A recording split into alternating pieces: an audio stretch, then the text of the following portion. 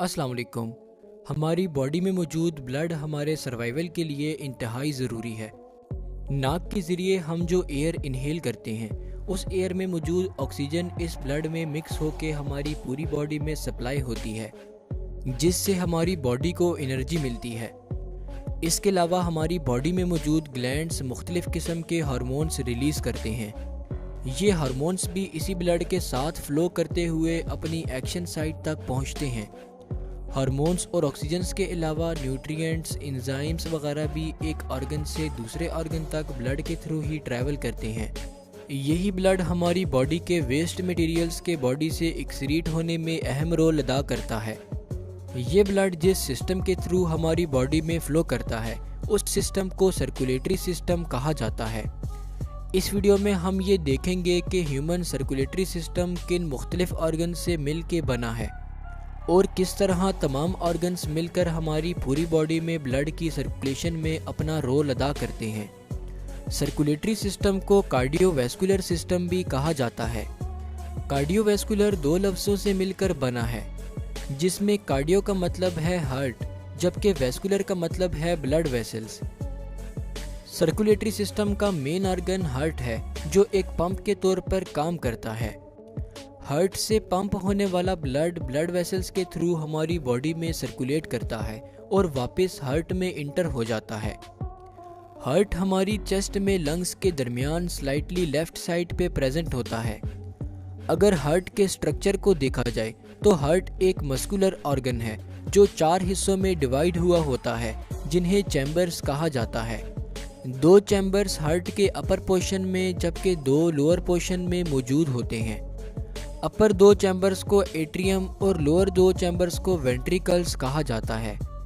इन चारों चैम्बर्स में ब्लड की प्रॉपर मूवमेंट के लिए हार्ट में 4 वाल्व्स प्रेजेंट होते हैं, जिनमें एओर्टिक, पल्मोनरी, माइट्रल यानी कि बाइकास्पिड और ट्राइकास्पिड वाल्व्स शामिल हैं।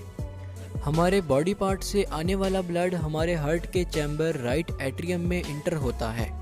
राइट एट्रियम और राइट वेंट्रिकल के दरमियान मौजूद वाल्व को ट्राइकास्पिड वाल्व कहते हैं, और ये वाल्व इन दोनों चैम्बर्स को न सिर्फ आपस में कनेक्ट करता है बल्कि राइट वेंट्रिकल से ब्लड के बैकवर्ड फ्लो को भी रोकता है।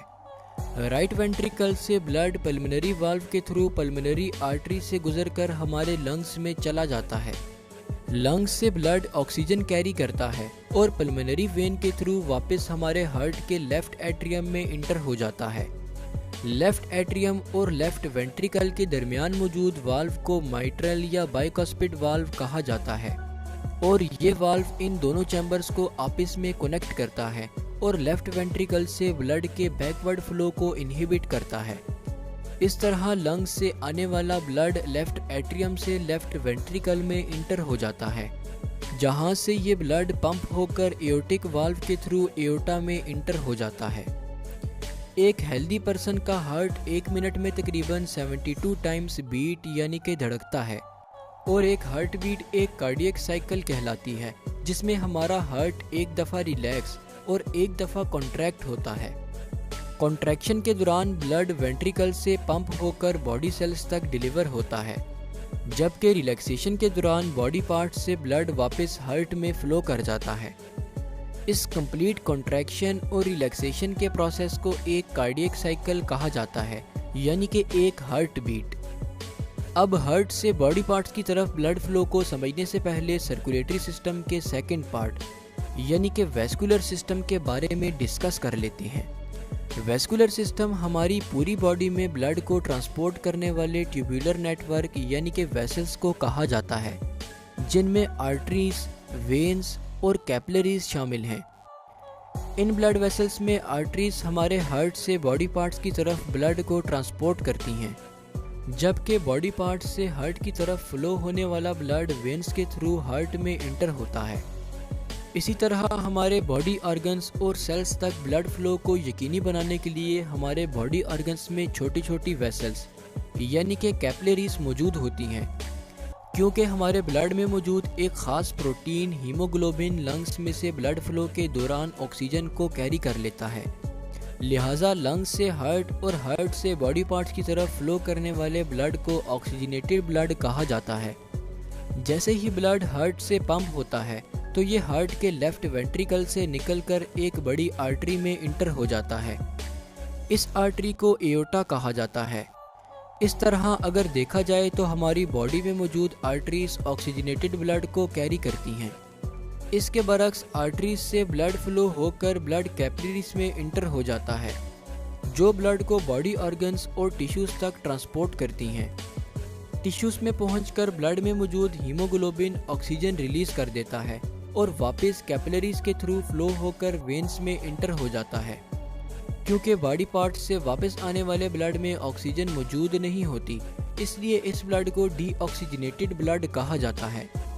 हमारे अपर बॉडी पार्ट्स जैसा कि हेड, नेक, अपर चेस्ट और आर्म्स वगैरह से ब्लड जिस वेन के थ्रू हमारे हार्ट में इंटर होता है उसे सुपीरियर वेना कैवा कहा जाता है, जबकि इसके मुकाबले लोअर बॉडी पार्ट्स जैसा कि एब्डोमेन, पेल्विस, लेग्स और फीट्स वगैरह से ब्लड फ्लो होकर एक बड़ी वेन में इंटर होता है, जिसे इन्फीरियर वेना कैवा कहते हैं।